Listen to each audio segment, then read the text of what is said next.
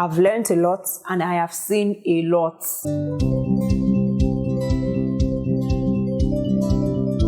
Hi and welcome to Busting with Annie. My name is Annie and today I'm going to be sharing with you some of the lessons I've learned as a content creator. But before I go on, please, I'd like you to click the red subscribe button below and like this video if you haven't done so already. If you've done so, please do keep on watching and enjoy. So I've been creating content for about 6 years now. Well, not professionally, but professionally, let's just say like 3 years. I've learned a lot and I have seen a lot. I actually didn't know so much about content creation until I went into it. I don't know how I went into it, but yeah. So I would say you should not expect to know it all before you start, especially if you're a beginner content creator. I'm still learning on the job basically. I don't know it all. So if you don't know, this is my second channel which I started not so long ago. My first channel was started in 2019/2020. You can check it out, a.ne. My first lesson will be that being a sought after creator requires a lot of work. So in order to attain some level of success, you actually have to go all out for it, just like every other business. So before I started creating content, or even when I started creating content, I used to think that, oh, okay, that you just create some content and you just blow up like that. I can say I have learned a whole lot. Now it is not so. From having to promote it, trying to grow a community of interested viewers, I've learned to stop creating random content, but actually things that resonate with my audience and are relatable, and things I actually want to be a thought leader in. I never cared about all these things until recently. Like, I never even thought they were a thing. Community, who's that? Thought leadership, what's that?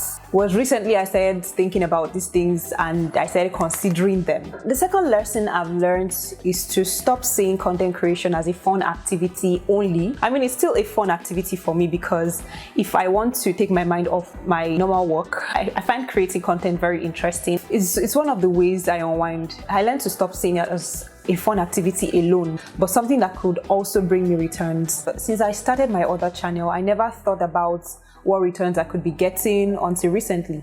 I was just like creating for fun, like just create, drop it there.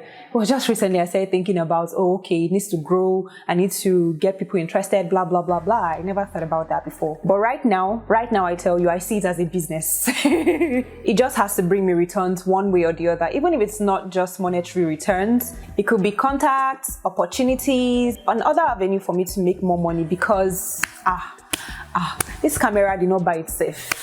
This light did not buy itself. Everything is not buying itself. I just see it as another way for me to stack up my income streams and, just use my skills to improve my income instead of just, wasting precious time doing something that is bringing out nothing. I could actually use that time to make more money that I need. So why not just use the time I'm using to have fun to make more money also? The third lesson I've learned is that when you're freelancing, negotiation is very, very important. One thing I learned to do is always ask clients for their budget first before pitching in your own price. So still on content creation, I do brand sponsorships and I also have these freelance gigs on Fiverr and all those platforms. So why negotiation is important is that you might have a package that suits their budgets if their budget is too low, because most of these people, they don't want to pay you all their budgets. They want to get the least possible price, but some of them, they sincerely just can't afford your prices. So instead of letting them go off like that, just give them another kind of package that suits their budget, and they'll also, so it's like a win-win situation there. You're not losing completely and they're not completely losing too. One of the reasons why you should always ask for their budget first is that their budgets might even be higher than your prices. So imagine you're charging $20 for something they budgeted $100 for. Think about it. The fourth lesson I've learned is to tell stories more. Up until recently, I've been doing how to do this, how to do that, without illustrating, without letting people understand it better. Where is this your point of view originating from? So I've learned to always state my tips in ways that are more relatable to people by sharing my stories, sharing other people's stories, giving illustrations so they know that, okay, this is actually happened. This is how it happens in real life. And, things they can relate to that, oh, okay, this is also, I've experienced this before. I know somebody who has experienced it before. So people want things that they can relate with personally or with someone that they know. It makes it even more interesting because one way I like to learn is through illustrations. I understand better when you can give an example, you can share a story of how this could happen or different ways it could occur. The fifth lesson I've learned is to be careful with what I promote. You cannot just say, okay, because it's bringing you money. And with the kind of content I create is visual content. So let's just say I'm selling my own face. So I'm out there in the public. So I need to be very, very careful about what I'm promoting to the public, because it's actually going to impact reputation in some way. Promoting the wrong things can damage reputation real quick. My advice would be that if you can't vouch for it, don't promote it. With brand sponsorships, I make sure that I am able to have a first-hand experience with the products or their services before I promote it. Even for brand exclusive content, like content that are not brand sponsorship, maybe like spokesperson content, I have to be able to vouch for that product before my face is on it. Like, I cannot be representing or advertising something I don't believe in.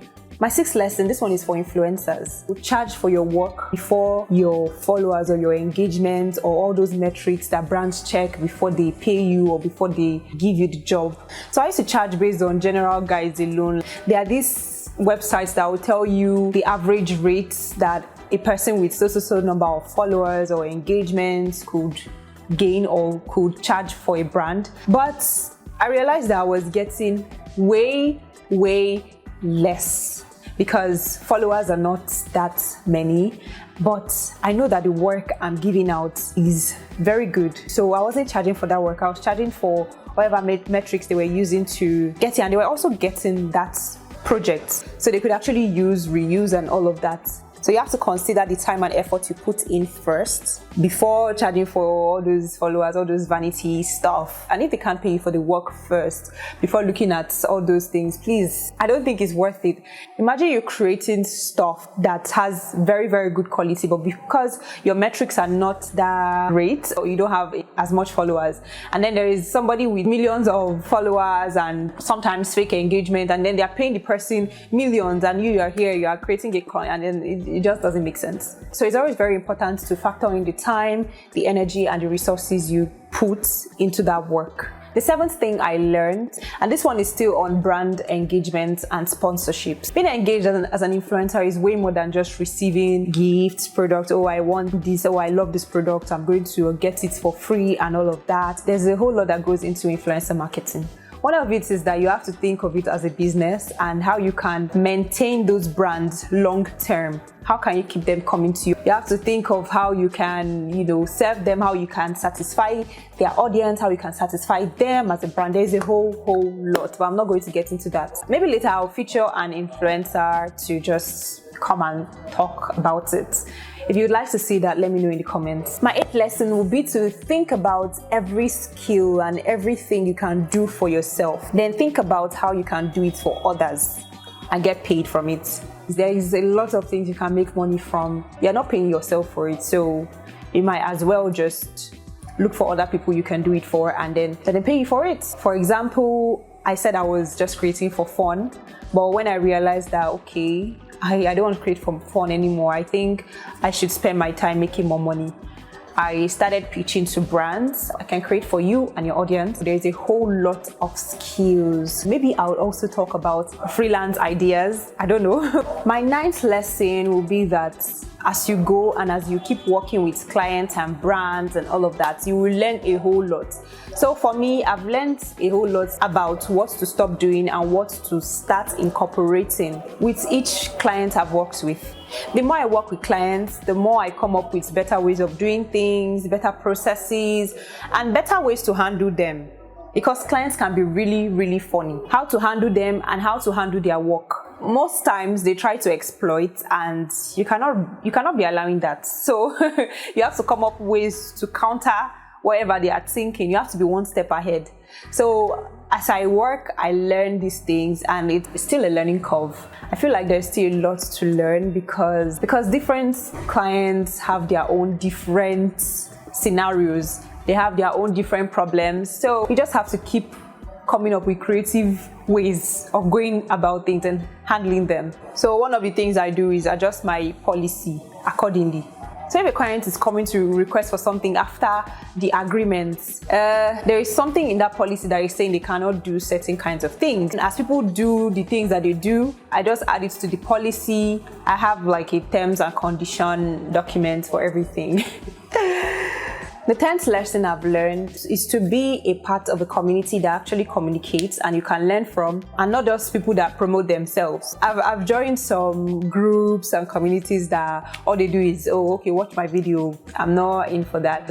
Right now, all I'm after is people that are actually really interested in what I have to share, not people that have to cajole to watch. That means it's not for them. I didn't make it for them if they're not interested.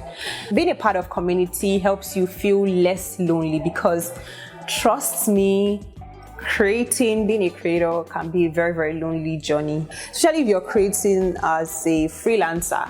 Nobody is telling you what to do. You're just organizing, you're structuring everything on your own. It could be very lonely. 11th lesson is to not write off prospects that you pitch your work to.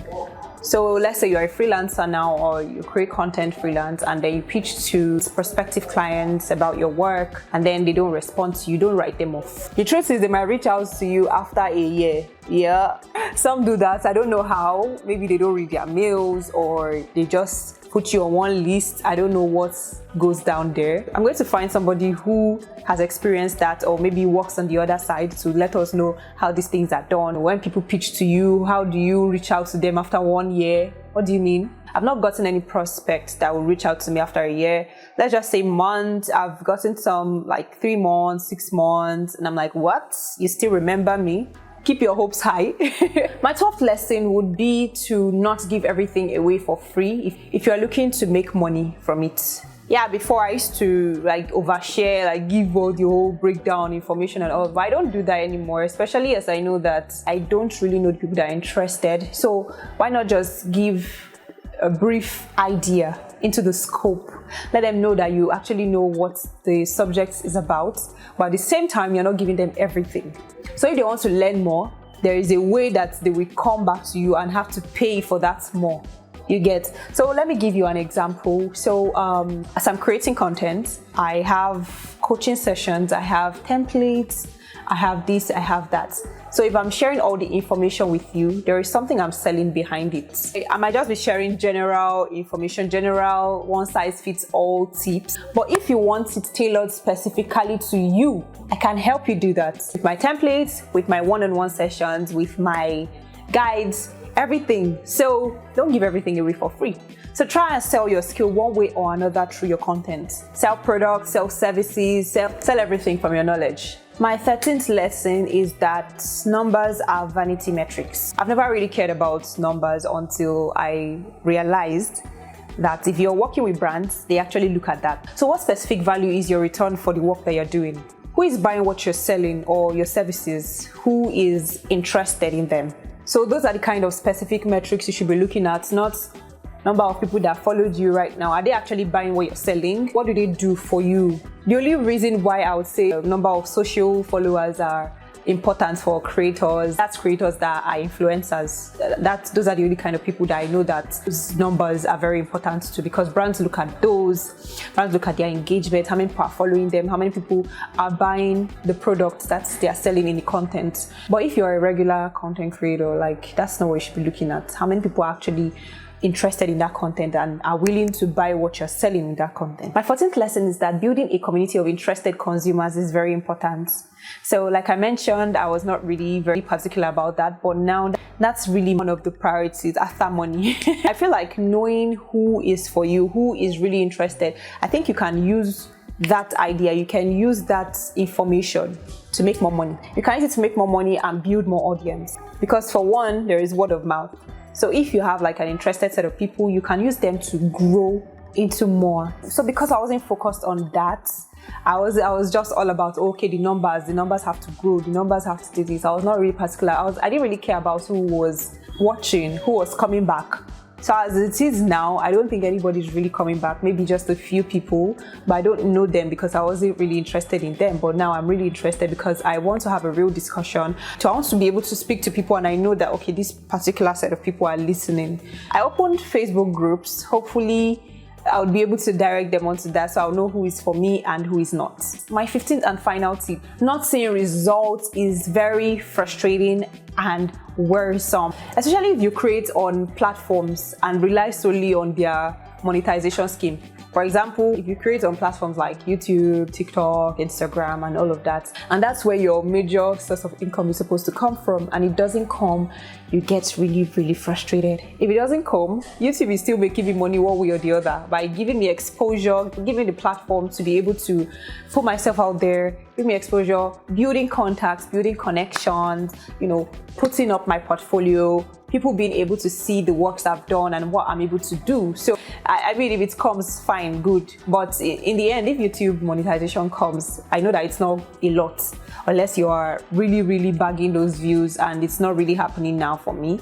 So I'm not really relying on that. It's also frustrating that you don't know for certain whether you're ever going to blow or how much you can make per se. Like if you have a particular product with a price to it, let's say this is $20, you're making $20 from it, right? But with YouTube and all these kinds of platforms, you don't know how many people are going to view your videos. You don't know how much you're going to get paid. So it's not like, okay, per video, I'm charging $100 and I'm going to get that $100. It's not like that. It is not like that. So the whole uncertainty things is actually kind of, sometimes it can get really frustrating. So that's it. I want you to leave a comment if you enjoyed this video and would like to see more like this. Also leave a comment on the lessons you've learned as a creator, if you've been creating content, of course. And let me know what you've learned from this video if you're a beginner. Thank you so much for watching.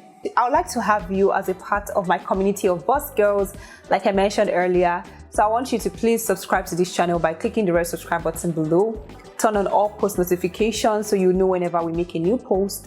And don't forget to like this video. On this channel, I share business, career, personal finance, personal development, and education content. And these are all aimed at the boss girl that you are. Please, I would like you to share with someone who would find it helpful or will find it interesting to watch. If you know an aspiring creator or somebody who already creates, you can share with them so they will join us here and discuss things like this. So please see more information in the comment section below and the description box, including how to book a one-on-one session with me. This is where I will guide you on how to personalize whatever tips it is you've heard me share or what you think I can help you with. Until my next video, please do have a good time and keep bossing. See ya and bye. Mwah.